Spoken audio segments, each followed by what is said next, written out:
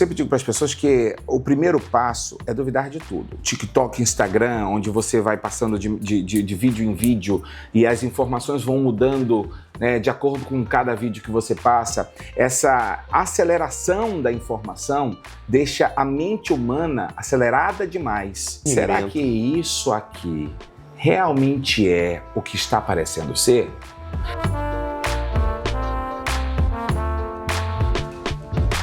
Sejam muito bem-vindos a mais um episódio do Maruaga Podcast. Eu sou Leonardo Tibes e hoje nós temos um convidado mais do que especial. Eu tô aqui com Cleiton Pascarelli. Muito obrigado, Cleiton. Tamo junto. É uma honra recebê-lo aqui. Tava até conversando mais cedo. Eu não sei quantas matérias, quantas reportagens eu já vi. Você era apresentador na época da Rede Amazônica, acho que quando eu assistia, então eu vi bastante coisa. São quantos anos dentro do jornalismo? 2005 eu comecei lá, esse ano eu faço 20 anos. 20 anos. E hoje tu passaste já por quantas emissoras no total? 4. 4. Rede Amazônica, Crítica, Record e hoje a TV Norte SBT. E aí hoje tu és âncora no SBT. Conta um pouquinho mais de como é que é. O teu programa que tu apresentas, para quem é, que público que apresenta. Hoje eu apresento 2 programas na televisão, na TV Norte. Um diário, todas as manhãs, de 5h55 da manhã até 7 horas, que é um programa que deixou de ser estadual e passou a ser regional. O Grupo Norte de Comunicação hoje, eu sempre digo que é o grupo que mais cresce, o grupo de comunicação que mais cresce na região norte do país, porque ele começou há 5 anos, como antiga emissora TV em Tempo, né? Foi vendido para o Grupo Bringel e passou a ser a TV Norte. Depois do Amazonas, eles estenderam para o estado de Roraima, depois eles entraram no Tocantins, aí veio o Acre, veio o estado de Rondônia, todas afiliadas do SBT, e hoje a gente tem uma sucursal em Brasília. Então é um grupo que tem crescido muito, e tem 2 emissoras vindo por aí, não posso falar, mas tem 2 emissoras vindo por aí, crescendo pelo Norte e Nordeste. Legal. Então isso é muito bacana. Eu sempre digo, a TV Norte cada vez mais procura confirmar, ratificar que nasceu para ser realmente a TV da família amazonense, dar voz às pessoas e principalmente dar voz do Norte para o restante do mundo, né? Porque hoje pela internet você acompanha, hoje tem gente que assiste a programação da TV Norte pelo YouTube das televisões, até mais frequentemente em certas casas do que a TV aberta. As pessoas estão ali na internet, sabe dos horários que começa o programa, vai lá, tá ao vivo, o YouTube diz isso, né? Ó, fulano tá ao vivo, Beltrano tá ao vivo. E dá a notificação. Dá a notificação e aí as pessoas entram. Então, hoje estou no SBT, nesse programa diário de segunda a sexta, e aos sábados tem um programa que a gente criou, um programa de entretenimento, que ele normalmente é apresentado da comunidade. A gente vai para uma comunidade, apresenta de lá, junto com a população, faz brincadeiras, por isso a gente diz que é um programa de entretenimento, né? Faz ali acompanhamento, leva serviços, leva toda uma diversão para que a comunidade tenha um alento ali, né? A gente passa de segunda a sexta, às vezes até de segunda a sábado, ralando, trabalhando, estressando, nas filas da vida. E aí, até massagem a gente leva dia de sábado, às vezes, para a comunidade. Rapaz, minha vida qual vai ser a do próximo sábado? Pois é, esse mês de janeiro, como é um mês de férias, né? E aí muita gente ou está afastado, ou não está em casa, ou está viajando. A gente está fazendo dentro do estúdio da televisão mesmo. Mas a essência do entretenimento continua, com brincadeira, vai pra rua, faz matéria, conta história. É bem divertido. E com a vinda da internet, tu comentou que hoje já tem programas que passam ao vivo no YouTube. O que tu vê que mudou dentro do jornalismo? Mudou muita coisa. Por exemplo, essa interatividade, ela hoje é muito maior. O crescimento cada vez mais célere da interação e de tudo que você acompanha na internet, ele se torna cada vez mais preocupante porque não existe filtro, né? Não existe crivo. Pode falar qualquer coisa. Pode falar qualquer coisa. As pessoas têm uma atração muito maior pelo que normalmente é banal, pelo que normalmente é chulo, pelo que é engraçado, e às vezes o engraçado nem sempre digamos, produtivo produtivo e para todas as idades, né? E não estou condenando aqui o digital, né? Eu sou do digital, tenho vários seguidores, trabalho com publicidade na internet, mas é só para a gente falar que hoje a rede mundial de computadores chega à maioria da população brasileira, a maioria da população mundial, né? E sem muito filtro. Por que eu estou falando isso? Porque eu venho de um jornalismo, eu digo sempre que a gente é de uma geração de transição. Ok. A gente vem de uma comunicação, digamos, analógica, e essa comunicação, esse tipo de comunicação tinha um certo filtro, né? Os jornalistas, profissionais formados, que trabalhavam em redações, ainda existe, né? Mas que trabalham em redações, eles vão ali analisar o que no entendimento daquela equipe, de toda a ética, de todo o trabalho filosófico, de todos os estudiosos, das teorias da comunicação, Escola de Frankfurt e muito mais, o que pode ser transmitido naquele horário, para aquele público, para que... Há um estudo que hoje não existe mais. Não, ele existe, mas na era digital ele nem sempre é levado em consideração. Hoje qualquer um joga o que quiser, a gente acabou de falar, na internet e simplesmente vai. Né? Então, hoje, o jornalismo sério, ele precisa transitar nesses dois meios, em que ele avalia a ética, mas ele não pode perder o espaço para a informação crescendo o tempo todo. Ele não pode anular e falar não. Anular. Não, e é uma concorrência que existe e a gente precisa caminhar com ela e se adaptar, exatamente. Então, o digital hoje, ele nos ensina muito. Por que o jornalista acaba se preocupando muito com o futuro? Porque se você for analisar, hoje, tudo que a gente sofre nos dias atuais é o que a gente não prestou atenção 10, 20, 30 anos atrás. Legal. Né? A tendência é a própria medicina, por exemplo. Há 10 anos existia já cirurgia por computador? Né? Hoje você faz uma cirurgia bariátrica com 3 furos apenas na barriga. Evolução. Antigamente você tinha que abrir a barriga toda para fazer uma cirurgia bariátrica. Então tudo evolui, né? Mas infelizmente a comunicação é preocupante a forma com que a comunicação tem crescido de forma desenfreada.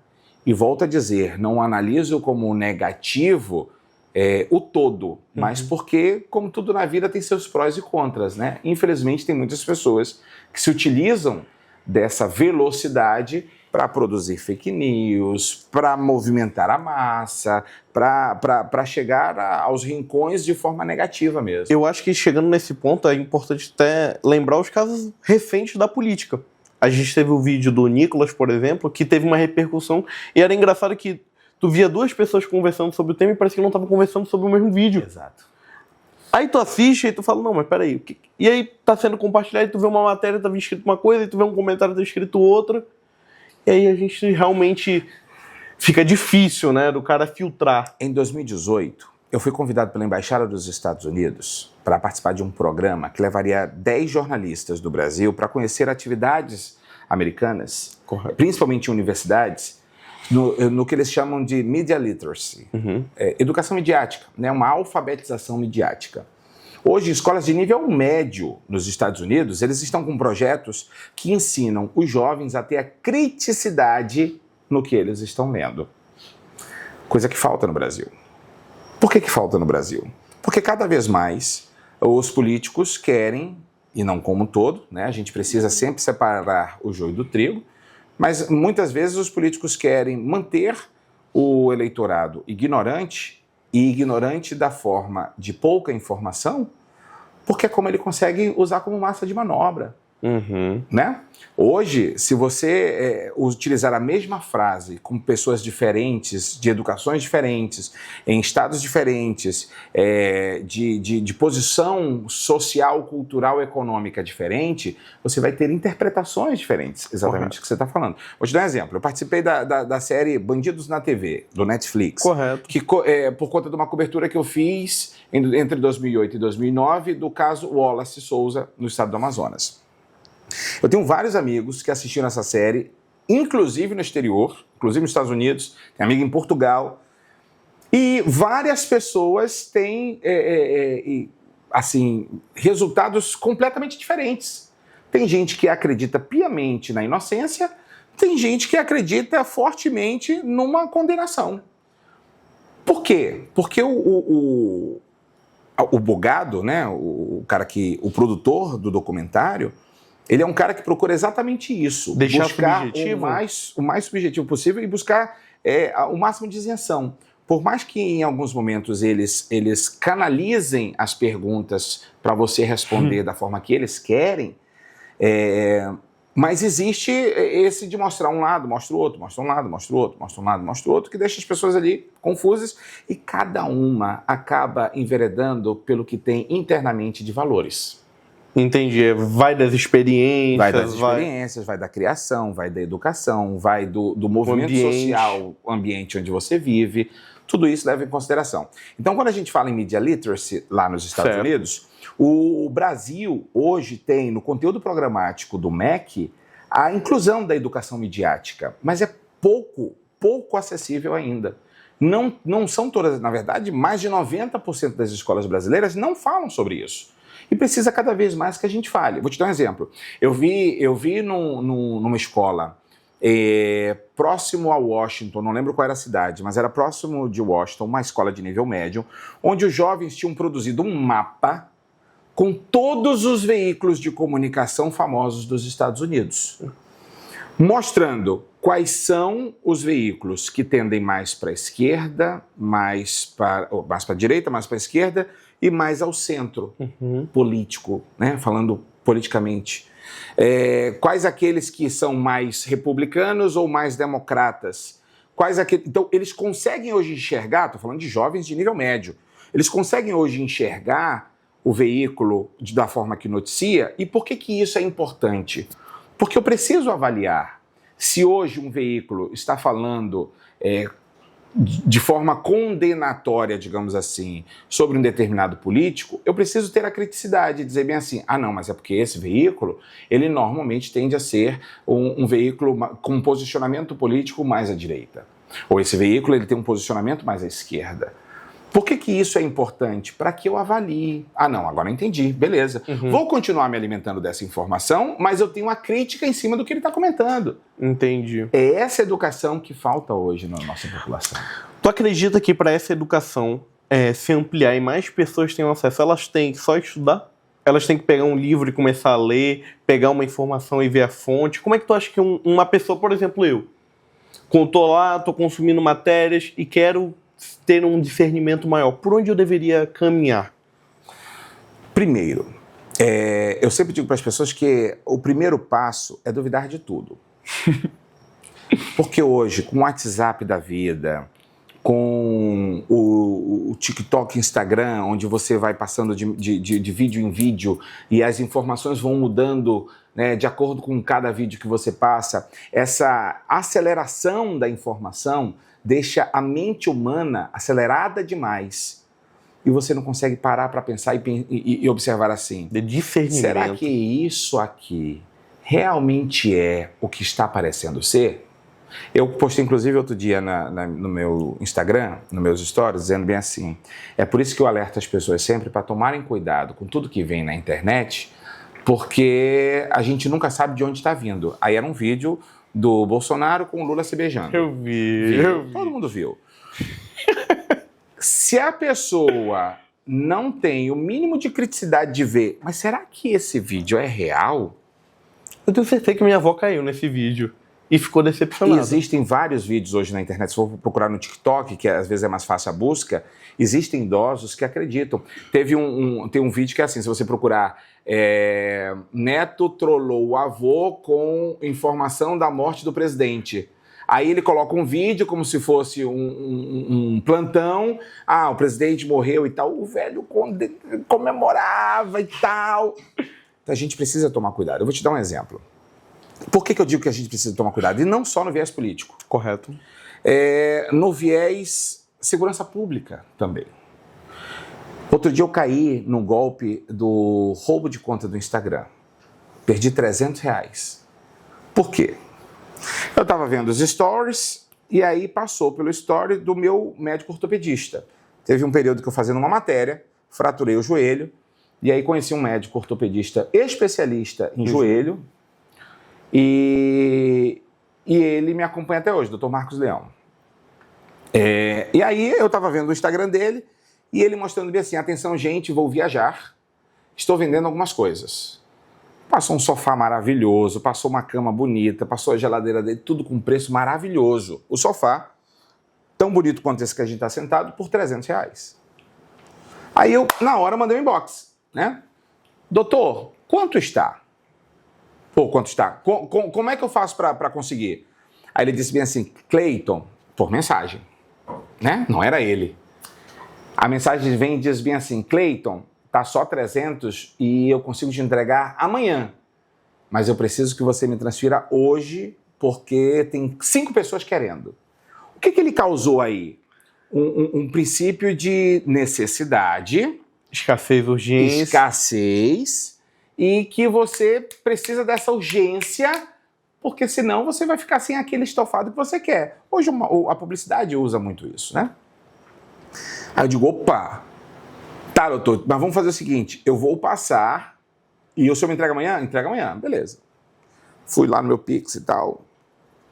Quando ele me mandou o Pix, ele me mandou um Pix, um e-mail, no nome de uma mulher. Aí eu disse bem assim, doutor, vai estar no nome de uma mulher. Você é minha esposa, pô, pode transferir. Beleza. Transferi e mandei. Como eu não conseguia mandar o comprovante para o Instagram, eu mandei no WhatsApp dele. Quando eu mandei o comprovante, ele disse, putz, Cleiton, minha conta foi roubada. Aí eu, caramba. E na época, eu tô falando de coisa de 2 anos, na época o Pix não estava tão evoluído para você, inclusive, buscar o estorno. Né? Hoje já alguns bancos já falam estorno, falam desse delay de espera, enfim. Eu, caramba! E conta essa história até hoje para mostrar que não existe, às vezes no momento ali, no calor da emoção, ou até mesmo agitado com o dia a dia frenético no trabalho, ou saindo do trabalho correndo para a faculdade, a gente pode cair numa besteira dessa, entendeu? E aí eu disse, poxa, doutor, ele, cara, Cleiton, desculpa. Eu digo, não, eu entendo, de boa, o erro foi meu, de não ter verificado, né? E é isso. Então a gente precisa tomar cuidado, né? A gente precisa sempre colocar a dúvida, mas será que eu preciso? Ah, não, mas será que é isso mesmo? Ah, mas será que, né? Então, nesse mundo, a gente precisa debater mais sobre isso e buscar informações, buscar informação. Não é só ler, não é só ter conhecimento, não é só ser estudioso, não, às vezes, sendo bem sincero, é ser um pouco malandro. Se você não tem um certo nível de malandragem hoje, e eu não falo em nível Brasil não, tá? Porque golpe tem no mundo inteiro. Tudo bem que em certos países a segurança ela é muito mais reforçada e com isso o criminoso pisa em ovos, né? Mas você precisa ter um pouco de malandragem. A minha mãe era daquelas que mandava às vezes mensagem no grupo da família, que ela recebia por aí. Pá, a Polícia Federal tá procurando não sei o que e tal, ela simplesmente mandava. Aí tiveram algumas operações da Polícia Federal contra fake news.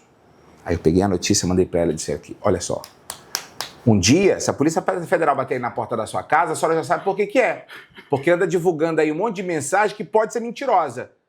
Então tome cuidado. O que ela faz hoje, quando ela lê qualquer coisa que ela se indigna, ela manda para mim. Filho, será que é verdade? É o filtro dela. Exatamente. Dela. Mãe, vou verificar aqui. Às vezes eu trago até para discussão da redação. Peço para a produção. A Maissa, o Nai, a Ayrton. Peço para a equipe verificar. Né? Pô, recentemente saiu de um Chester, pô. O cara viralizou um vídeo do Chester comunista. Não sei se tu viu um vídeo. Não vi ainda. É inacreditável. É inacreditável. O cara pegou e gravou um vídeo. Rapaz, esse Chester dessa marca aqui é comunista por causa daquele pin de temperatura lá. Isso aqui é um rastreador, um chip, querem saber, papapá. Saiu na televisão. Saiu em todas as redes sociais. Em portal de notícia. Eu não acreditava quando eu vi aquilo ali. E tem gente que acredita. É isso. E tem gente que manda no grupo do WhatsApp. Mas com 20 anos de jornalismo, como é que eu consigo ser hoje um jornalista de sucesso? Boa pergunta. Cara, eu tenho um amigo que diz, inclusive, do Dr. Alberto, que chegar no topo é fácil. Difícil. Difícil é se manter. Eu acredito que isso seja na vida de todas as formas. Ser um atleta que ganhe um mundial pode ser até fácil, mas você manter o cinturão, digamos assim, no MMA, por exemplo, você manter o cinturão já não se torna tão fácil assim. O sarrafo aumenta. Correto. O competidor adversário vai se preparar tanto quanto você ou até mais. Então, é assim. No jornalismo, eu sempre tive um foco. Observar a tendência. Na minha época, muito se fazia sobre esporte e muito se fazia sobre meio ambiente. Então, eu comecei a dizer bem assim, bom, se for para fazer esporte e meio ambiente, que seja investigativo. Eu comecei a perceber que no Amazonas pouco se fazia isso. Hoje se fala muito, denuncismo não é jornalismo investigativo. Então, tipo assim, eu chegar e falar no caso do Paquetá lá. O Paquetá, ele pegou e estava envolvido com caso de aposta. Isso é uma denúncia. Mas eu pegar e apresentar por que ele é. Isso é jornalismo. Pronto. Não, na verdade o jornalismo é buscar todas as respostas possíveis para saber se o Paquetá realmente tem alguma coisa a ver ou não. Entendi. Nós temos responsabilidade em cima disso. Vou te dar um exemplo. Hoje eu estava discutindo com a minha editora-chefe um caso. Umas mães, eu estava gravando na feira da CEPRO e uma mãe me procurou e disse bem assim, Cleito, hoje vai ter uma manifestação de várias mães que tiveram os seus filhos, que os filhos morreram em unidades de saúde públicas e a gente luta contra a negligência médica. Beleza, peguei o contato dela, cheguei na redação e disse, olha, vai ter essa manifestação hoje. Eu tenho o imediatismo, porque é algo que está organizado para acontecer daqui a pouco, eu não vou perder, certo? Aí ela disse bem assim, não gosto de lidar esse tipo de coisa assim de sopetão, porque falar da causa médica é algo muito subjetivo. Às vezes um procedimento dá certo com Léo, não dá certo com Glazer. Correto. Às vezes um medicamento dá certo com a Glice, não dá certo com o Cleiton. E se a gente julgar muitas vezes o médico, às vezes nem foi culpa dele. Mas é isso. Às vezes é um protocolo de nível hospitalar. Ali naquela unidade hospitalar, o protocolo é recebe, faz exame, verifica se precisa de medicação, coloca numa observação e tal. No outro, de repente, é pura e simplesmente sem exame, verifica onde está doendo ou quais são as reações, observa a possibilidade, porque não daria para fazer exame, ou porque não tem material, ou porque é muita gente para atender, passa o medicamento, dor na barriga pode ser gases. Okay. Faz a medição, verifica se não é uma questão de apêndice, verifica se não é uma questão de rins, né, porque existem as reações. Enfim, cada método de trabalho depende de muitos fatores. Ok, não estou dizendo que as mães, pelo amor de Deus, estão apelando ou estão mentindo.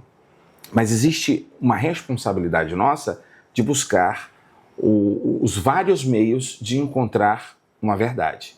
Existe a verdade do Léo, existe a verdade do Cleiton, existe a verdade do Glazer e existe a verdade, né? Quando a gente fala de um jornalismo imparcial, a gente fala em buscar todas as formas possíveis de observação daquele fato. Uhum. Uma autoridade que às vezes diverge com aquela autoridade, alguém que entenda do assunto, alguém que sofreu com aquilo, o que dizem os números é mais frequente, não é? Entendeu? Então, o trabalho do jornalismo investigativo, que foi onde eu sempre foquei, ele não é tão simples e às vezes demanda tempo.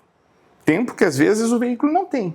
Então é mais fácil abandonar a informação, é mais fácil abandonar a notícia do que você se debruçar nisso. Coisa que eu não concordo. Às vezes eu coloco ali debaixo do braço, mas estou sempre acompanhando, estou sempre apurando, porque lá na frente a gente pode ajudar a salvar alguém, né? Então, ao debater isso com ela, a gente chegou ao consenso de que, sim, é subjetivo, mas eu tenho várias formas de procurar uma resposta. Hoje, no estado do Amazonas, lamentavelmente, infelizmente, as autoridades públicas entenderam que ficar calado para elas é melhor. Porque ela esconde não só a verdade, mas ela acaba ali muitas vezes se eximindo da exposição. Isso para o jornalismo é ruim, para a sociedade é pior ainda. Se ele não tem conhecimento, não tem como julgar e não tem como falar que está errado. Não tem como avaliar e o pior, não tem como a autoridade pública mudar uma possível falha. Entendi. Entendeu? Então, a gente luta, batalha, a gente grita, esperneia, eu digo a gente jornalista, muito, porque o que a gente observa é que o jornalismo vem morrendo aos poucos. E é o que muitos querem. Hoje, é interessante. Para muitos, sim. Para muitos poderosos, para muitos políticos, para muitos influentes, é importante. Sabe por quê? Hoje, se a gente tem uma democracia, mesmo que jovem, mas em maturação, a gente deve muito ao jornalismo.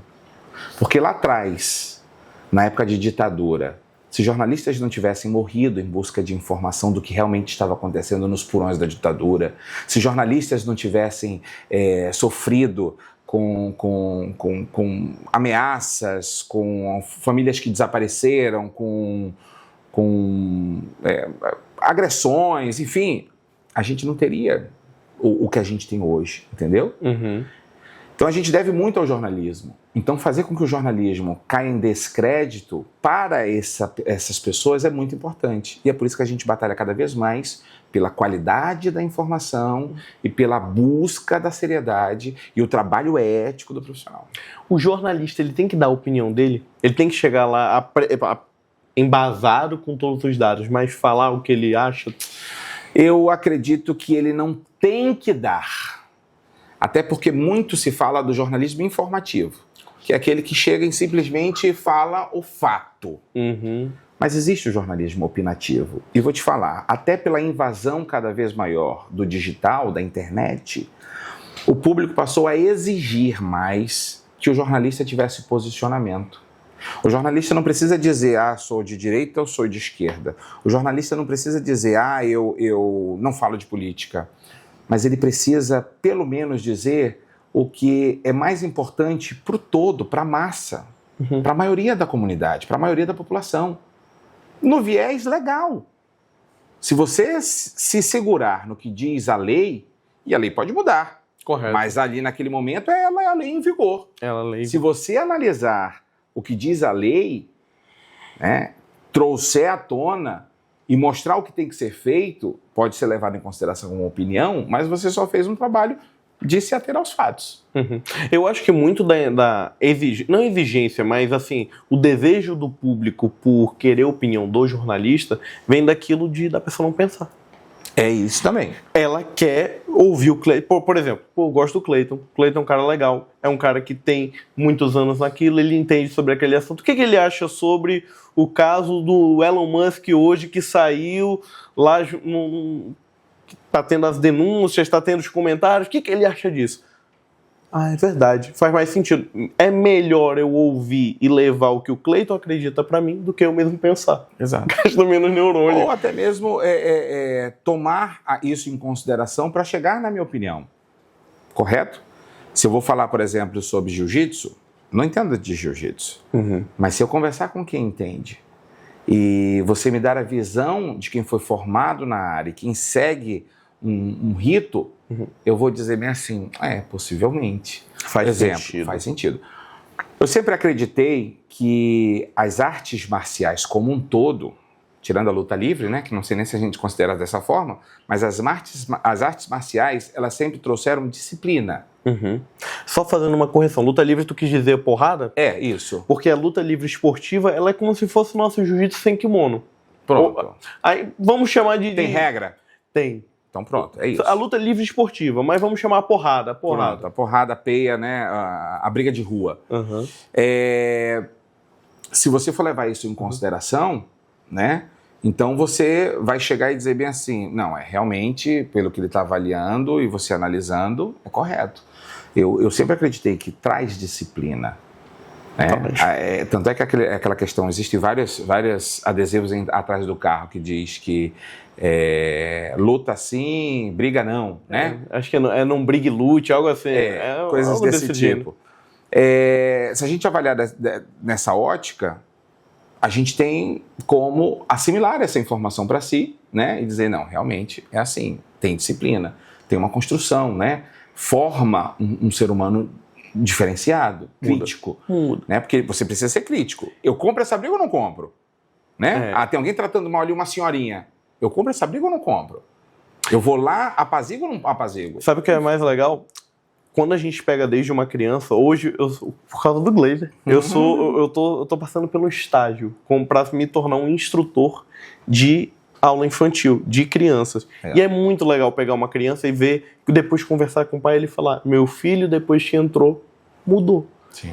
Muda a cabeça, muda a questão da coordenação motora, muda a questão de vivência do mundo.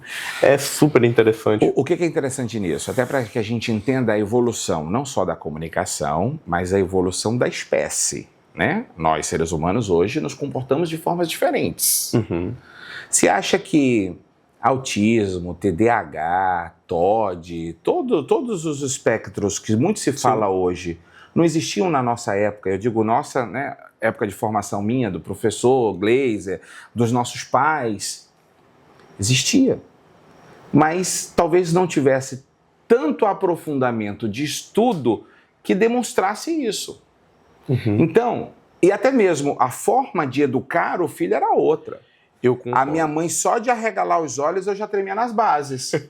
Hoje eu posso envergar, esbugalhar os olhos caírem, meu moleque olha para mim e diz assim, que é isso?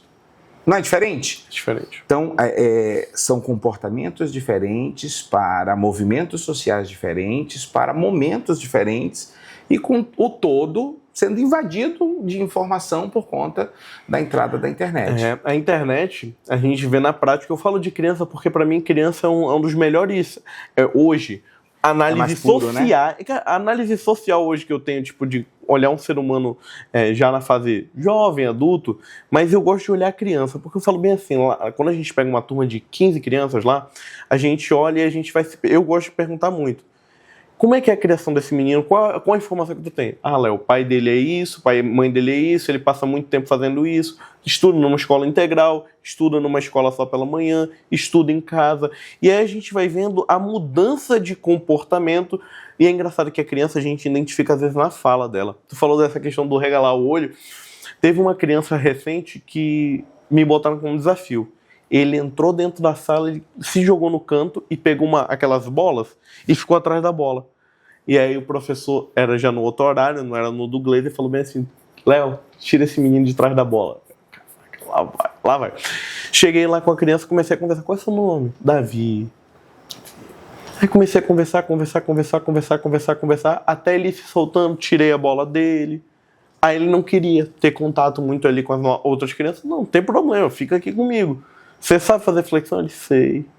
Então, eu quero ver se tu faz mais do que eu. Aí, faz a flexão com ele. Vamos pro abdominal? Vamos pro abdominal. Você faz bem.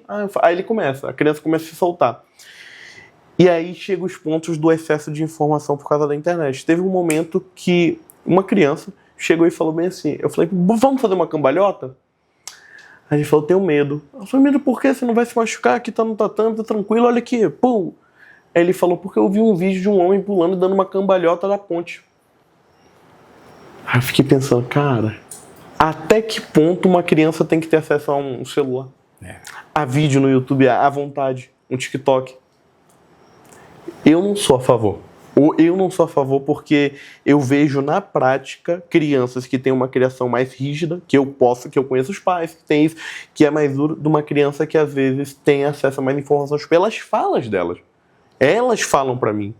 Elas comentam que estão jogando. Elas comentam que estão assistindo.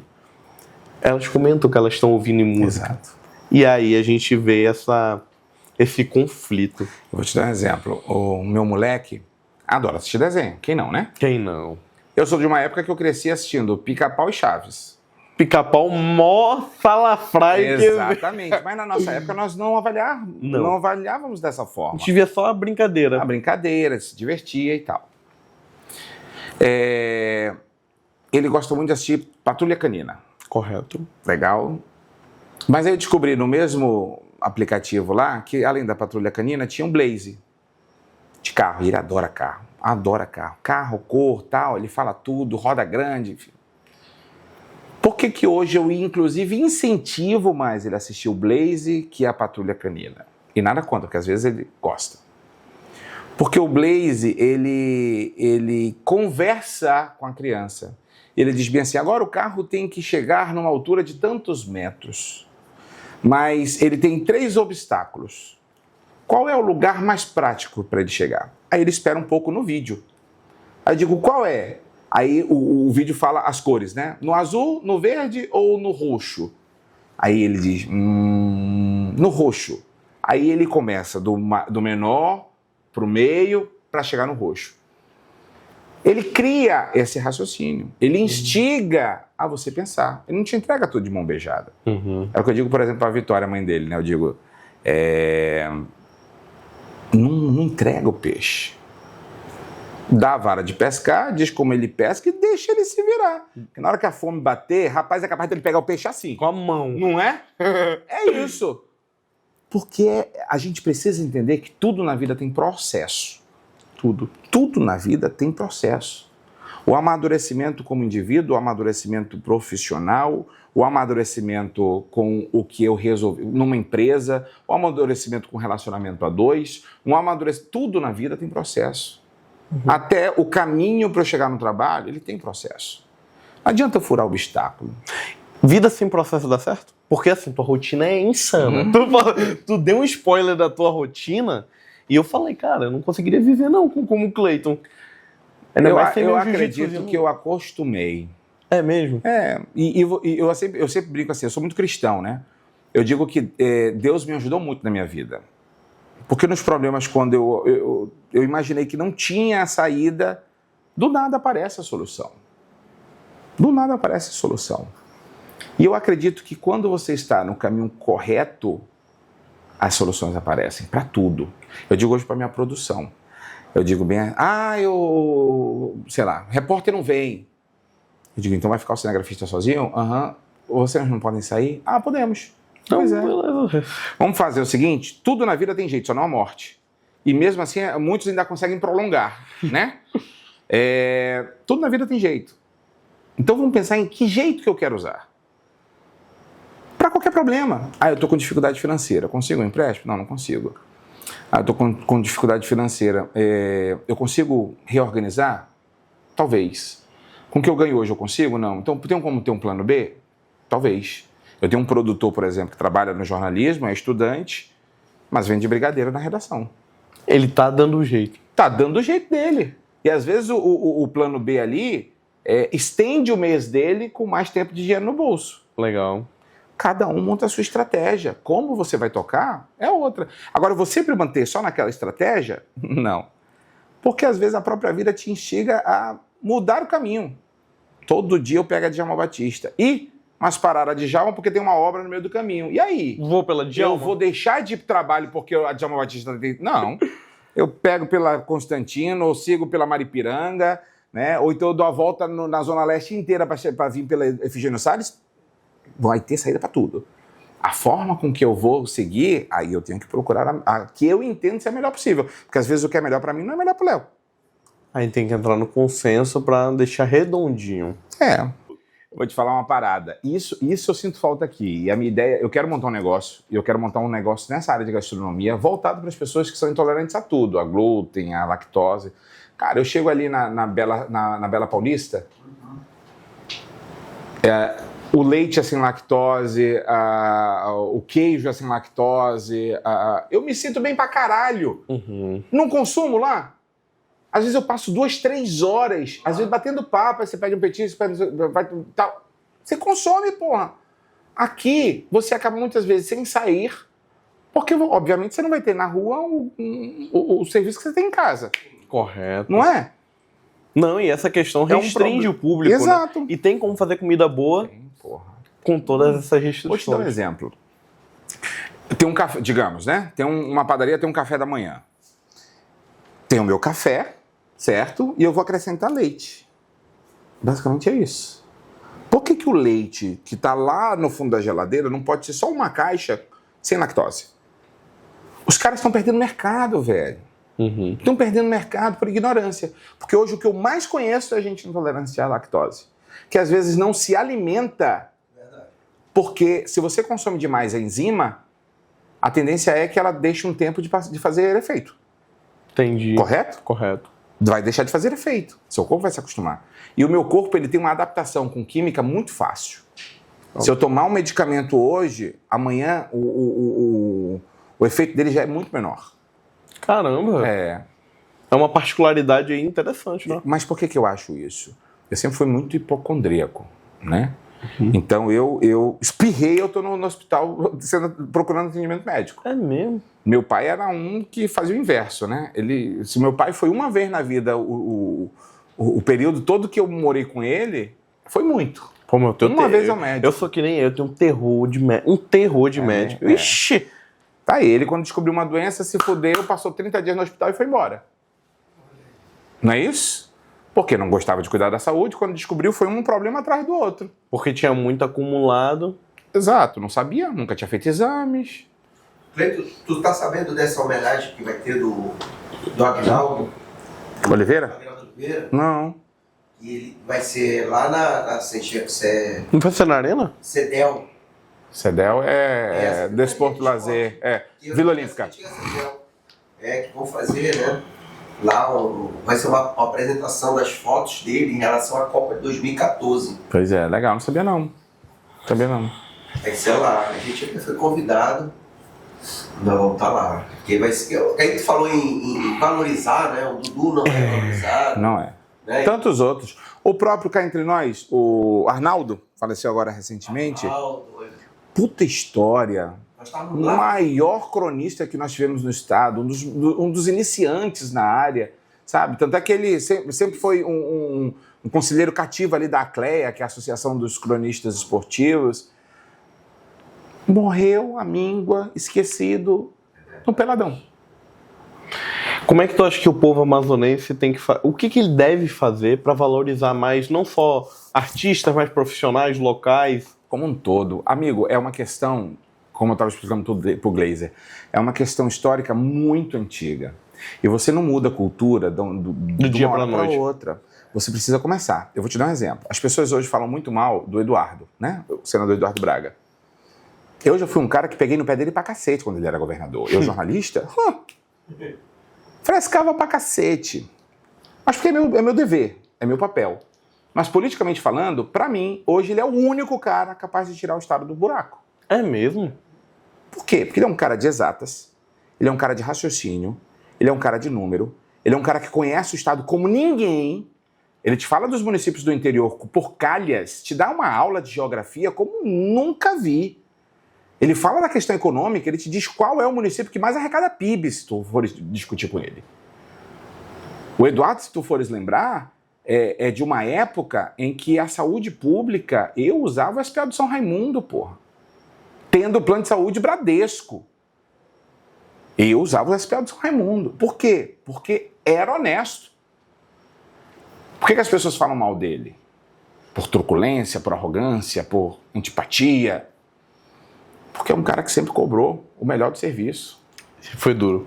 Sempre foi duro. E eu, sinceramente, prefiro 1000 vezes lidar com um cara desse que eu sei o que eu vou esperar, do que lidar com um sorridente que só te sacaneia. Você tá entendendo? Então, eu tenho essa visão dele política hoje, mas com 20 anos de jornalismo. Na época, eu lembro uma pergunta, ainda era o Vivaldão, com aquele estacionamento aberto ali, onde havia autoescola, não acho que não é da tua época. Não, pô. Um garoto. O Vivaldão ainda naquela época ali, ele foi fazer a entrega de umas viaturas da polícia. E as viaturas eram da Nissan.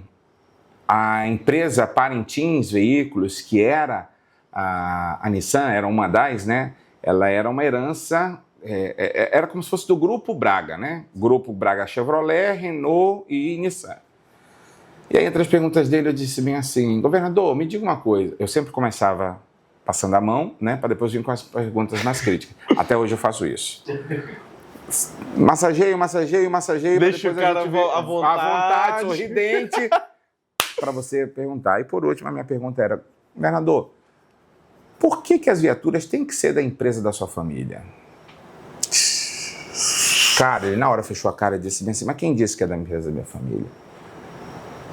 Eu disse, a sua família não tem uma empresa Nissan? Tem, mas foi aberta uma licitação e eles ganharam. Entendi. Obrigado pela resposta. É isso. Ele foi seco. Super direto. E ok. Eu fiz o meu trabalho, ele fez o dele, pronto. O que não dá é para ficar no ar uma dúvida. Não dá para ficar no ar uma dúvida. Para o meu telespectador, não gosto de levar dúvida. Eu tenho que levar da melhor forma possível. Hoje em dia, tu nem tem chance de fazer perguntas para as autoridades, quase. Todo mundo fugindo da imprensa. E quando tem, ai de ti que faça uma dessa. Não foi à toa ter rodado da Rede Amazônica e da Record. O caso da Record eu não sabia. Vamos começar pela Rede Amazônica. Como é que foi o caso? Naquele momento ali, que... Vamos contextualizar. Como é que foi, o que rolou? Sobre o que era naquele momento, que ano era? O que eu sei. Era 2016, o governo José Mello vinha num constante declínio, enfrentando problemas, crises, saúde, segurança, e ele buscando formas de se segurar, né, administrativamente falando. E eu não somente trazia reportagens e comentários em cima dos problemas e das dificuldades, porque é o meu papel, no meu ponto de vista, mas comecei a produzir matérias para o Fantástico, junto com a equipe que vinha de São Paulo. E isso foi criando um grande mal-estar. Eu sempre fui muito crítico ao sistema de segurança, porque eu sempre estudei a questão social e a movimentação do sistema de segurança do Amazonas. Hoje, enquanto o governo federal não entender que o Amazonas é o grande problema de segurança do Brasil inteiro, não vai resolver. Já vou chegar nisso daí. Vamos... Rapaz, eu quero entender isso aí. Porque naquela época, eu criticava muito a questão da segurança pública. Na verdade, eu sempre critiquei bastante, né? Porque a gente só veio piorando. Só veio piorando. E por que eu sei que a gente veio piorando? O Omar Aziz, quando governador, nos deu a possibilidade de entender que era possível melhorar o sistema de segurança. Quando ele cria o programa Ronda no Bairro, copiado do Canadá, ele dá a oportunidade de você entender que a presença do Estado, ela realmente muda o comportamento social do criminoso. Você amassa a massa criminal e ela tende a se espalhar. Mas se você cuida do território da sua casa, ele não vai para outro ambiente. Ele pode ir para o vizinho, mas ali na sua casa ele não vai invadir.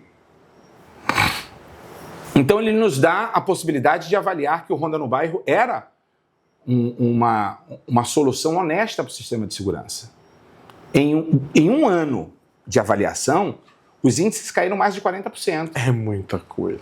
Exato. É muita coisa. 40%. Mas por quê? Porque existia realmente uma presença. Funcionava. Você ligava para o 190, não dava meia hora, a polícia estava na frente da sua casa. Hoje tu liga, tu espera 3 horas no mínimo. Quando vão? Quando ele não te despacha. Não, mas tem não sei o quê? Mas tem não sei aonde? Faz um monte de pergunta. Investigação. Praticamente, por telefone. Então, isso fez com que eu viesse cobrando cada vez mais o sistema de segurança. Porque as coisas pioraram. Certo. E eu estou falando de 2011, 2012, que foi o período em que... Desculpa, 2012 para 2013, que o Ronda no Bairro foi implantado. Por quê? Porque em 2014 ele precisava chegar com um número de policiais e com dados de segurança... Por causa da Copa. Por causa da Copa. Frente. Então eles conseguiram implantar o sistema Ronda no Bairro ao ponto de você entender que existia a sensação de segurança. E aí ocorreram todos os trabalhos da Copa do Mundo e tal, e foram embora, e as coisas foram piorando. Então eu era muito crítico, e com isso o governo foi ficando... Foi começando a entender que parecia uma implicância minha. Começaram a reclamar para a direção. Nós tivemos conversa. E aí eu dizia bem assim, gente, mas eu não tenho como encarar como algo normal se tem mais gente morrendo. Eu não tenho como encarar algo normal se tem mais roubos acontecendo. Os números estão aí para mostrar. Então, vem criando um mal-estar já desde meio do ano de 2016. Piorou com a Operação Maus Caminhos. E eu produzindo matérias para o Fantástico, e aqui e tal. Em 2017, né? Porque foi na virada, foi no Réveillon, que acontece aquele massacre no Compage. Eu, inclusive, estava de férias em dezembro de 2016, fiquei até o dia 30 no Rio de Janeiro, voltei a trabalhar no dia 31 para fazer a transmissão da queima de fogos da Ponta Negra. Faço a transmissão no dia 31, dia 1º acontece o massacre, dia 2 a gente noticia, dia 1º era um domingo, dia 2 era uma segunda-feira, e é quando eu acabo tecendo uma frase. O único comentário foi, desse governo nada mais me assusta. A minha colega apresentadora fala, porque vem assim, reportagens feitas no domingo. O ministro Alexandre de Moraes, na época, era o ministro da Justiça, veio ao Amazonas para oferecer ajuda e durante a entrevista com os jornalistas, na época o governador dizia bem assim, uma frase parecida com essa: não, nós estamos avaliando um pacote de bondades, um pacote de regalias, alguma coisa assim, que os presos estão exigindo e tal, vamos levar isso em consideração para manter a paz nos presídios. Quando volta para o estúdio, a minha colega diz bem assim, oi, um pacote de bondades, um pacote de regalias? Não lembro qual era a palavra que ele usava. É sério isso? Para detentos que acabaram de cometer uma das maiores barbáries que o Brasil já viu, perde só para Carandiru, pô. E que foram policiais, não foram presos entre si. E aí ela tece o comentário e tal, fala e tudo mais. Quando ela termina, eu ia chamar uma outra matéria. E eu assistindo aquilo, a indignação cresce, né? Aumenta, é ao vivo. Quando ela termina de falar, eu digo bem assim, bom, desse governo nada mais me assusta. E fui para outra câmera. Depois disso, saio do ar. Quando eu saio do ar, eu já vou com a chefia de reportagem e eles dizem assim, Cleito, preciso que tu acompanhe o ministro. Vai agora lá para a Defensoria Pública. A Defensoria, naquela época, funcionava ali na Maceió, perto da Santa Cláudia. Fui para lá, esperar o ministro para uma reunião que ia acontecer, por conta da situação toda, ele tinha dormido em Manaus. E eu fiquei esperando, eles chegaram, subiram, secretário de Segurança, o ministro da Justiça, várias autoridades, e a gente esperando tudo. Eu recebo uma ligação da minha gerente de jornalismo, ela diz bem assim, Cleito, quando você chegar eu preciso falar com você. Já sabia, já sentia. Tanto sentia que na hora que ela me liga, eu mando uma mensagem para o Maurício Ferraz, do Fantástico. Eu digo bem assim, Maurício, você é demitido. Ele disse bem assim, ô louco, que ele adora falar assim, ô louco, paulista, né? Não fala besteira, cara. Eu digo, é assim, ó, tá acontecendo isso. Não, pô, isso é coisa da tua cabeça. Tá bom. Esperei, foi uma repórter me render, voltei para a redação, eu ia embora. E aí ela disse bem assim, olha, diretor quer falar contigo.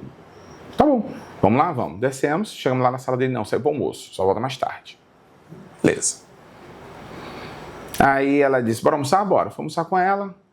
Ela disse assim, vamos fazer o seguinte, vai para tua casa, descansa, quando ele chegar eu te aviso.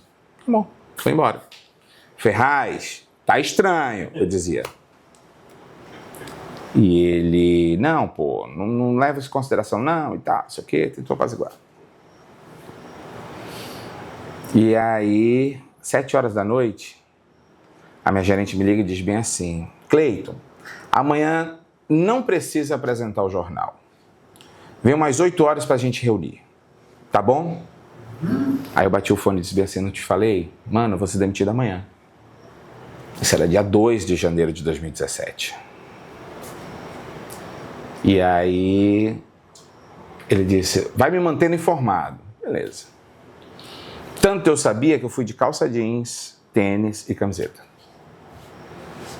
Eu só entrei na emissora, aí liguei da recepção, disse, estou aqui embaixo. Ela disse, eu vou aí. Ela disse, você não quer entrar? Eu digo, não. Vamos com o que tem que ser feito. Ela disse, já sabe, né? Eu digo, é. Aí as demissões eram feitas numa salinha que ficava atrás da portaria.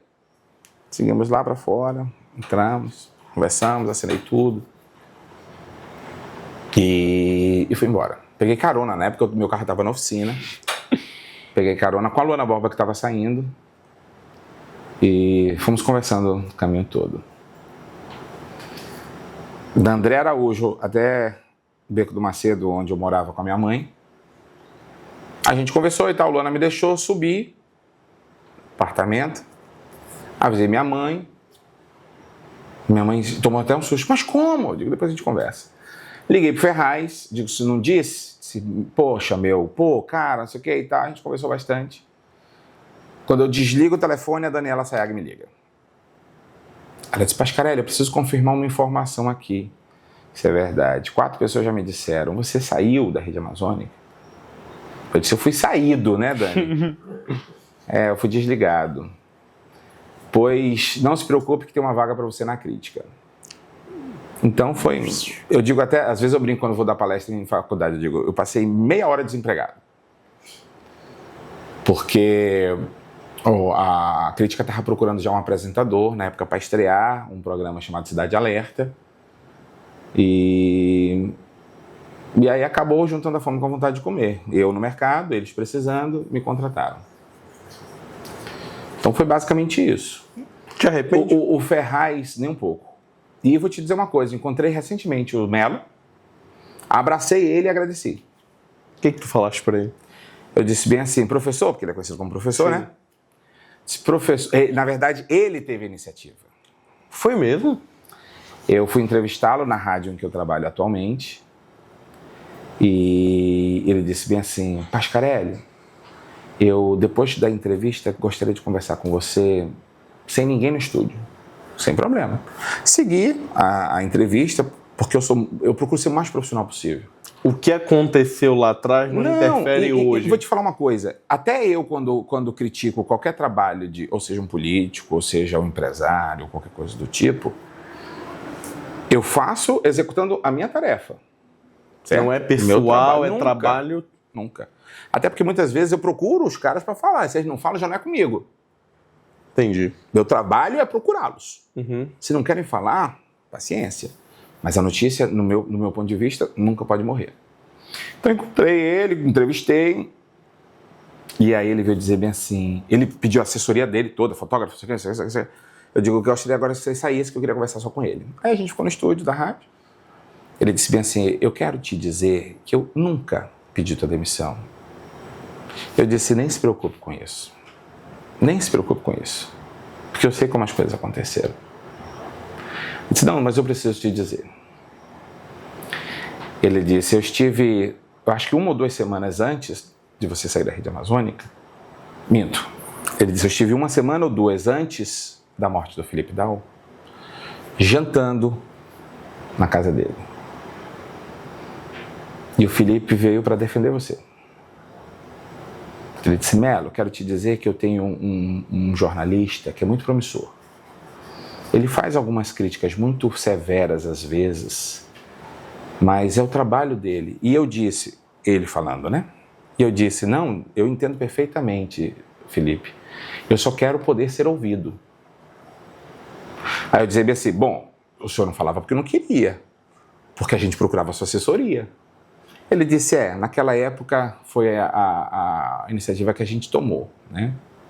Mas eu só quero te dizer que eu nunca pedi. Eu digo, eu sei disso, falei para ele.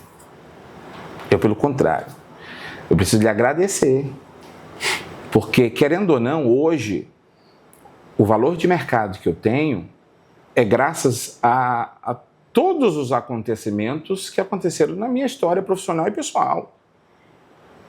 Eu não tenho como deixar de avaliar isso. Entendeu? Hoje, se todo mundo me conhece, pelo menos no estado do Aquele Amazonas, momento foi graças crucial. a isso. Recentemente, ano passado, eu recebi um convite da produção do Danilo Gentili para ser entrevistado no De noite. lá no programa dele, com outros profissionais que eram conhecidos nos estados. Silvia Alves, em Goiânia, né? O Peruca, no Sul, lá em Curitiba. Então, por quê? Porque as pessoas, o amazonense, querendo ou não, me abraçou no momento que eu precisei. Porque se tem uma coisa que a gente é conhecido, é pela nossa hospitalidade e pelo nosso senso de ajuda. Né? Naquele momento é isso. Hoje, por exemplo, eu acho muito engraçado. Muita gente que ainda assimila, que ainda assiste jornal, de uma geração acima dos 35 anos, digamos assim. Né? O jovenzinho hoje é muito filho ou sobrinho, de alguma forma é uma outra geração frente ao nosso maior público de televisão aberta hoje. E é engraçado quando eles me encontram por aí, eles dizem-me assim, tu não é aquele cara da televisão? Eu digo, depende, que televisão? Se for do SBT, eu sou. Caraca, minha avó adora te assistir. Quando não é assim, minha mãe passa o dia assistindo você. E aí, posso tirar uma foto só para mostrar para ela? O público hoje não são eles. São os pais, os avós, os tios, mas eles sabem quem eu sou. Isso é que é legal. Deu uma lavada de alma ter falado com ela? Sempre. Porque eu vou te falar uma coisa, eu acho que essas conversas são boas, né? Dizem os cristãos que o perdão, ele é bom para quem libera, né? E eu acredito muito nisso. Como eu sempre fui muito profissional, para você ter uma ideia, o meu diretor na época, o Ivan, o diretor de jornalismo, quando ficaram sabendo da entrevista, ele chegou para mim e disse bem assim, você tem algum problema de entrevistar o Melo? Digo, eu? Nenhum. Por que teria? Não, que vocês já tiveram um problema, né? Eu disse, não, pelo contrário, eu sou profissional, cara. Por mais que eu tivesse muito puto com ele, eu entrevistaria da forma mais tranquila possível. Mas sabia que eu acho que isso é o ar do comunicador, ele ter essa divisão e entender que o que importa mais. Hoje eu tive uma conversa com o diretor Evandro e ele chegou muito, o diretor Evandro, ele é diretor do maior colégio adventista da cidade de Manaus, quase 2.200 alunos. O cara é casco, eu sou muito fã dele e ele chegou e falou disso, da questão de qual o fim que tu tá fazendo algo. É dinheiro? É gostar do teu trabalho? É o quê? E aí, no fundo, o comunicador é isso. Tipo assim, pô, não vou entrevistar o Melo por causa que eu fui demitido há, sei lá, quantos anos atrás, por causa... Não tem, tu conseguiu dividir bem. E como é que, na prática, uma pessoa consegue dividir o trabalho do pessoal? Dessa questão, porque não foi nada pessoal. Ele não tinha nada contigo. Porque se fosse o Pedro Roberto como apresentador lá, ele também seria demitido. Como é que divide? Cara, eu acho que é muito uma questão de formação mesmo, sabe? Os valores que eu recebi dos meus pais, e que eu trago até hoje, e que eu procuro multiplicar, da maior tranquilidade possível. É de ser apaziguador, sabe? É de ser acolhedor, é de buscar entender as coisas. Ainda tem mais. Em 2017... a partir da minha demissão, um amigo me convidou para trabalhar com marketing multinível. E eu estava ali trabalhava 5 horas por dia, ganhava bem na crítica. E não que eu não ganhe bem hoje, mas naquela época, né, para a realidade que eu tinha anterior, sim, eu entendo, né, tinha evoluído muito.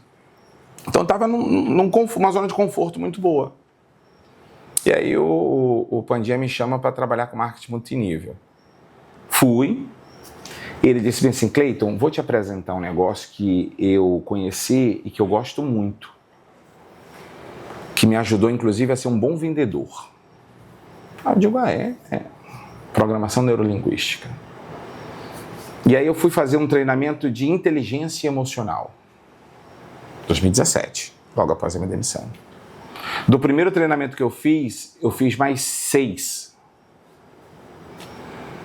Aprofundando cada vez mais, comecei a gostar, comecei a buscar entender.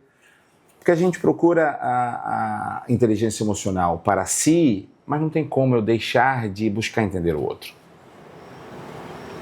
Entender que tudo na vida tem um porquê. Tudo na vida tem um porquê.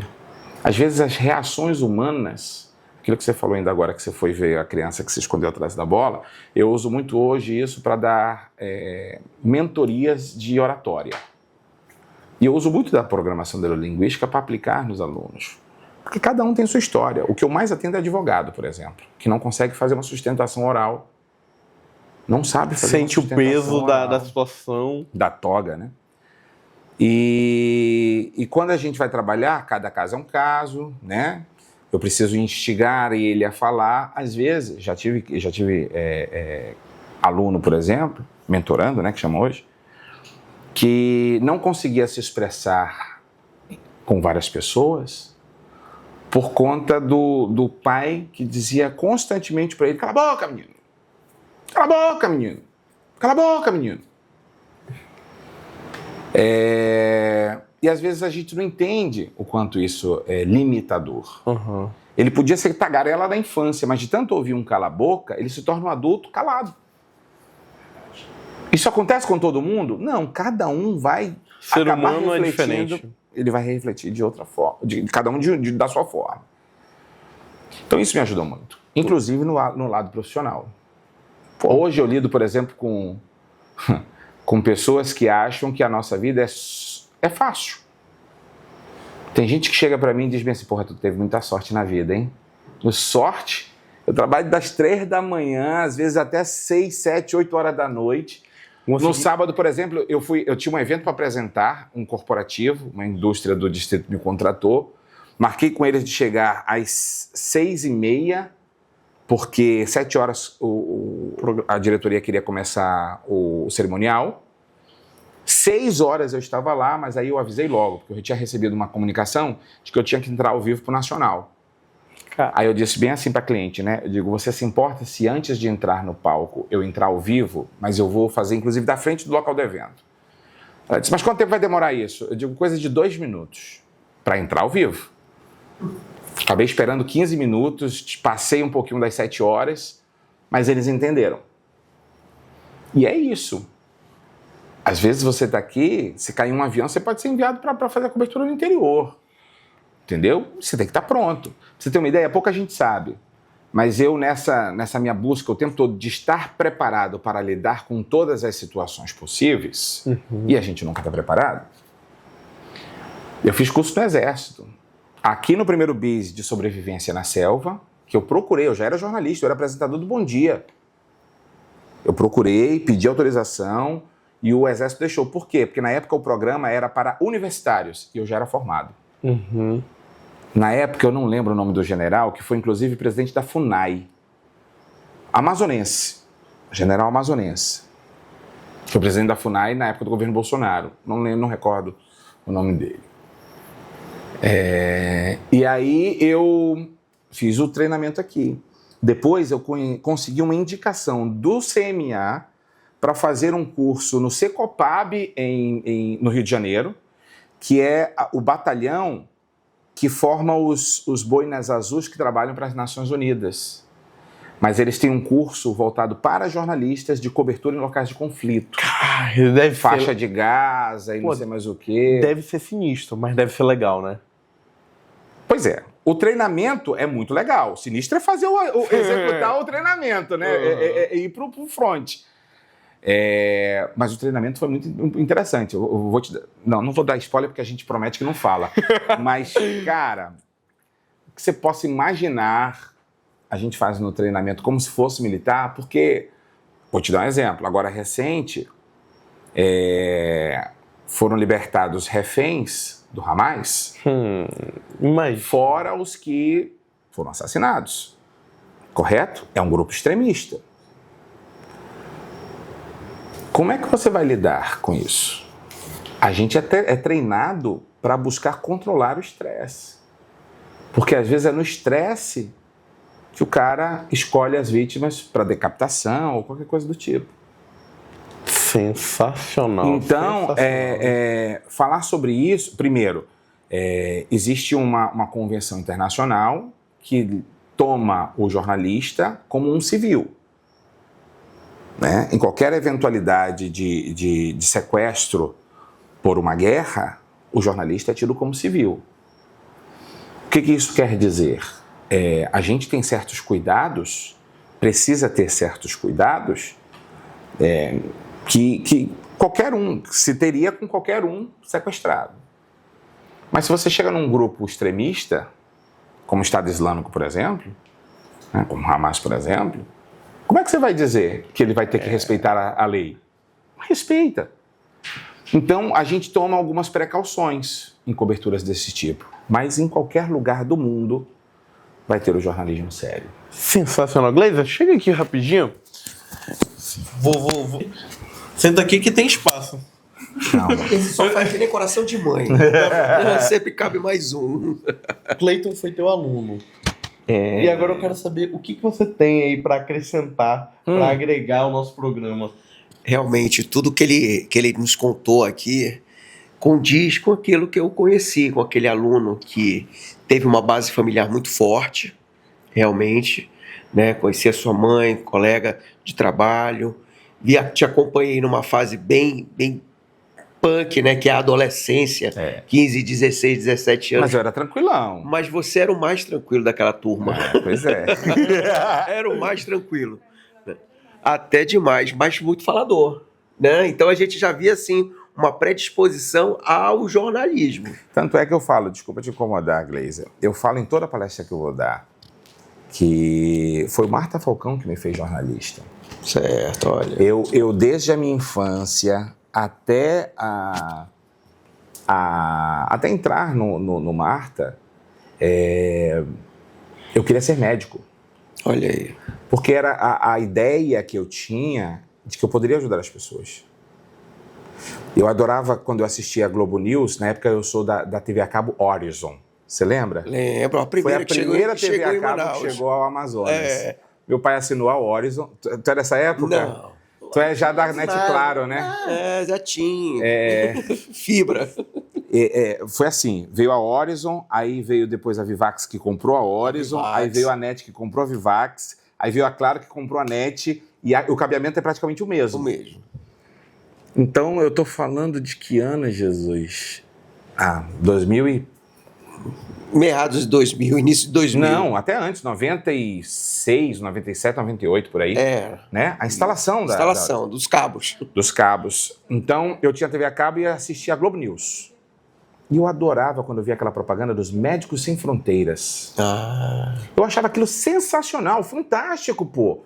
Os caras abdicam do cotidiano para se tacar para lugares mais ermos do que a nossa Amazônia aqui, com mais dificuldades, e se debruçam em ajudar as pessoas. Exatamente. Essa era a ideia que eu tinha do médico e essa era a ideia que me fazia pensar na medicina. O Marta Falcão me trouxe a ideia de que eu poderia ajudar as pessoas sendo comunicador, porque eu aprendi que o comunicador ele é um pouco médico, ele é um pouco economista, ele é um pouco contador, ele é um pouco professor, ele é um pouco professor de educação física. Por quê? Porque a gente acaba se especializando em generalidade. E quando eu converso com um profissional de educação física, quando eu converso com um esportista para que eu escreva uma reportagem, eu assimilo o conhecimento. Sim. Que precisa ser o melhor possível para que a informação chegue da melhor forma possível para quem está assistindo. Então, essa concepção eu tive no Marta. E a Lúcia Barbosa foi a pessoa que me disse isso. Ela disse assim, para que ser médico? Você nasceu para comunicação, cara. Que coisa, ela teve essa visão. Teve. Lúcia Barbosa é uma visionária. visionária. Dela até hoje. Teve. Ela é mãe do atual defensor público geral, Rafael Barbosa. Rafael Barbosa, exatamente. E aí eu quero fazer um adendo aqui nessa conversa do seguinte. Eu fui candidato recentemente, né? Essa era a minha pergunta. Que Vou já chegar nisso. Quando eu dizia para as pessoas que eu tinha estudado no Nossa Senhora das Graças, sim, as pessoas diziam que era mentira. Mas está lá no meu currículo escolar. Eu estudei as minhas primeiras séries, né? Alfabetização, primeira e segunda série lá. Aí eu fui morar com uma tia e estudei terceira, quarta e quinta série no Lato Senso. Meu pai, na época, trabalhava na Que Bombom. Lembra? Lembro. Djalma Batista. Sim. E conseguiu me colocar. Mas aí veio uma crise, eu tive que sair do Lato, voltei para o Nossa Senhora das Graças. Estudei 6ª, 7ª, 8ª série. E aí a minha mãe abre mão de uma empresa do Distrito Industrial, porque tinha vaga para trabalhar no Marta Falcão, colégio. E pelos filhos, ela aceita ir trabalhar no Marta, que tinha um salário menor do que o que ela recebia na indústria, porém, os filhos teriam a possibilidade de estudar numa escola particular. Eu era bolsista, 100% integral, e as minhas irmãs tinham meia bolsa. Por que eu gosto de falar sobre isso? Porque eu sou uma pessoa que eu sempre gosto de reconhecer todos os seres humanos que me fizeram ser o que eu sou hoje. E a Nelly Falcão foi uma pessoa que me deu todas as oportunidades possíveis. A Nelly, para me ajudar e ajudar a minha família, eu era estudante do Marta Falcão e trabalhava na faculdade à noite como forma de ter meu dinheirinho. Legal, né? Legal. A professora Nelly é uma pessoa fantástica, uma visionária também da educação, né? Contribuiu muito. Mas voltando à minha pergunta, porque assim, você falou muito que acredita no processo, né? E a minha pergunta vem em cima disso. Como é que foi esse processo da vinda da política na tua vida? Você foi candidato na última eleição, né? E conseguiu, trabalhou 3, 4 meses direto e conseguiu um número estimado, né? 2.344. Olha lá, né? E assim, se fosse na eleição anterior, ele tinha entrado pelo número, mas com a mudança, né, e a pulverização que teve de vários candidatos e tudo isso, esse número, esse quantitativo não conseguiu se eleger. Precisava de quantos para se eleger nessa? Pelo partido que eu estava, o PP, mais de 6 mil. Na atual conjuntura. Entendi. Né? Por quê? Como é que você avalia hoje o quociente eleitoral que elege um político do proporcional, né? Os políticos legisladores? Vereadores, deputados estaduais, deputados federais e senadores da República. Você pega o número de votos na eleição e divide pelo número de vagas. Aí você vê quanto na Câmara Municipal você precisa de votos. Na última legislatura, se não me engano, foram 24, 25 mil votos para fazer cada vaga. Nesta, foram 27 mil. 27 mil quebrados. Por que aumentou? Porque quanto menos pessoas votam, maior é o quociente eleitoral. Porque precisa ser avaliado o número de votos válidos. Então, quanto menos as pessoas exercem o direito democrático de votar, aumenta o número de exigências de votos, quantidade de votos para você eleger. Certo. E como foi essa transição? Que decisão foi essa? Como é que surgiu esse pensamento? Vou tentar a política agora. Bom, eu sempre ouvi a minha vida inteira, inclusive no Marta, que eu tinha dom para a política, por conta da oratória. Sim. Né? Quando eu fui demitido da Rede Amazônica, muita gente falava isso na rua. Você não vira político? Você não vira político? Olha aí, a política te queimou, a política te derrubou, vai ser político. E eu dizia o que eu digo para todo mundo hoje. Tudo vai depender do processo. O processo, para mim, tinha que partir de um convite, na minha concepção. Eu não ia procurar. Se realmente para mim fosse algo como destino, que eu fosse procurado pela política. De 2017 para cá, eu ouvi muito isso. E só agora, em 2024, eu recebi um convite. O presidente do PP me chama, me convida para ser candidato. E depois eu entendi por quê, porque ele precisava do máximo de números possíveis de votos para que ele pudesse se eleger. Até que ele foi o segundo mais votado do nosso partido e conseguiu a segunda vaga. E aí eu resolvi aceitar, justamente por conta disso. Se eu esperava um convite, eu disse, agora é o momento. Conversei com a direção da empresa que eu trabalho, eles deixaram eu me ausentar e resolvi apostar. Mas aprendi muito, tá? Muito. Muito. Primeira coisa que eu aprendi. Infelizmente, hoje, o Brasil entra num processo de declínio e está voltando cada vez mais para o período imperial.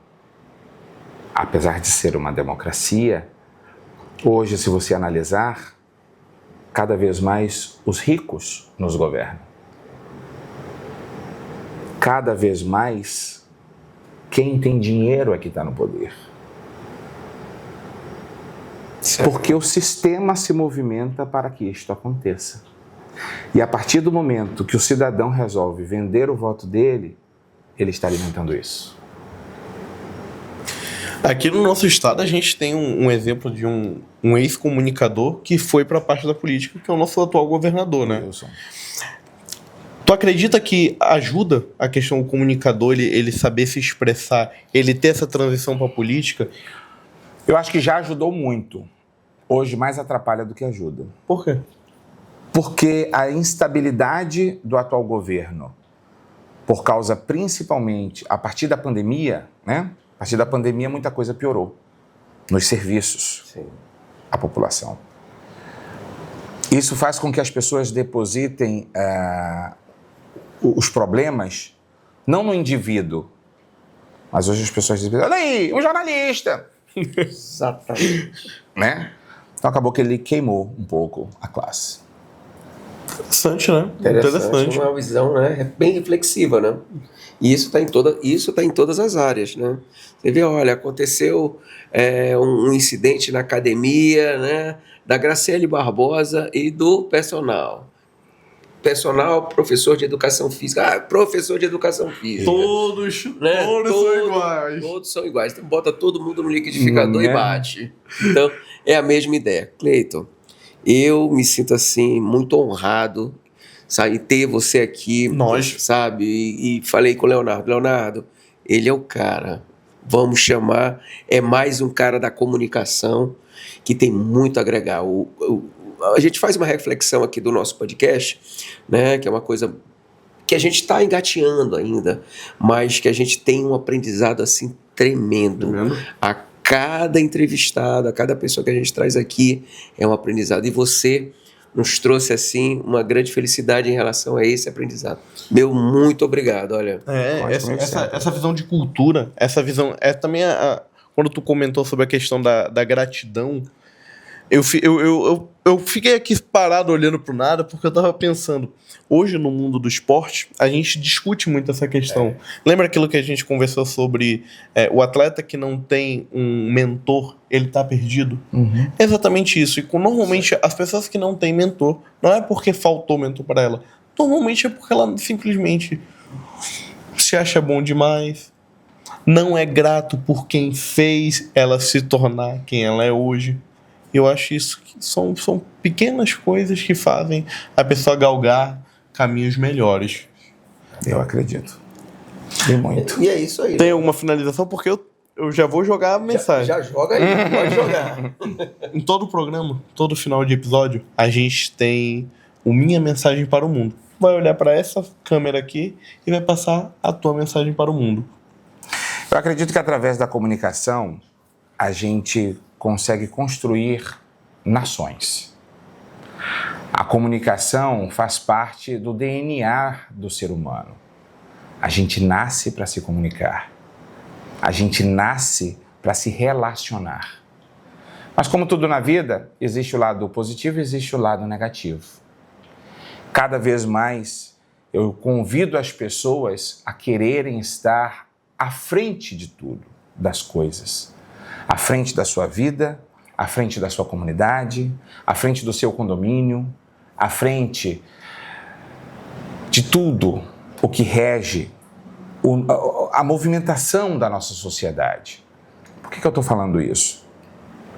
Porque hoje o que a gente mais vê são as pessoas se eximindo da responsabilidade de construir um futuro juntos. Hoje as pessoas estão votando menos. Hoje, as pessoas estão sendo mais roubadas e registrando menos boletins de ocorrência. Hoje, as pessoas estão reclamando muito mais na rede social mas executando menos algo para mudar essa realidade. Eu, inclusive, quando resolvi entrar para a política, foi com a ideia de que se a gente, como sociedade, não assumir o protagonismo, a gente sempre vai padecer com o que os outros planejam. Que a gente utilize cada vez mais da comunicação, que a gente se utilize cada vez mais dos relacionamentos para buscar o melhor para o coletivo. Eu, por exemplo, ouvi muito uma frase nos últimos anos que diz: farinha pouca, meu pirão primeiro. E eu detesto essa frase, porque ela não condiz com quem nós somos. A gente precisa cada vez mais batalhar pelo melhor da coletividade, porque quando o meu condomínio está bom, os meus filhos podem brincar na rua sem ser atropelado. Quando a minha comunidade está movimentando a economia entre o comércio, eu posso comprar o pão, mas também posso vender o churrasquinho. Então, quando a gente pensa no todo, quando a gente pensa na massa, quando a gente pensa no melhor para a minha comunidade, a gente pensa também na nossa família. Então, que a gente possa, sim, se utilizar da comunicação, se utilizar de todas as ferramentas que nós tivermos, para que a gente busque cada vez mais construir o melhor para o todo, ou para a maioria, para a grande massa, e não só para o nosso umbigo. Basicamente é isso. Muitíssimo obrigado, Cleiton. Foi um Tamo prazerzão ter você aqui. Meu mestre, obrigado pelo convite. Eu que agradeço. Glazer, muito obrigado pela contribuição de sempre. Mais uma vez. E é isso. Muito obrigado. Cleiton, chama o pessoal para assistir o próximo episódio. O trailer do próximo episódio já vai sair agora. Assistam agora o próximo episódio do Maruaga, olha aí. Eu ajudava como podia ele para poder, que eu não queria ver meu irmão dando afeto ao tempo. Mas através desse ensinamento, desse crescimento, é o que levou ele a ser o que ele é hoje. Através de queda, ele conseguiu se levantar através do esporte, que foi a capoeira, que tudo que ele tem foi a capoeira que entregou para ele. Não é à toa que ele é casado com a capoeira.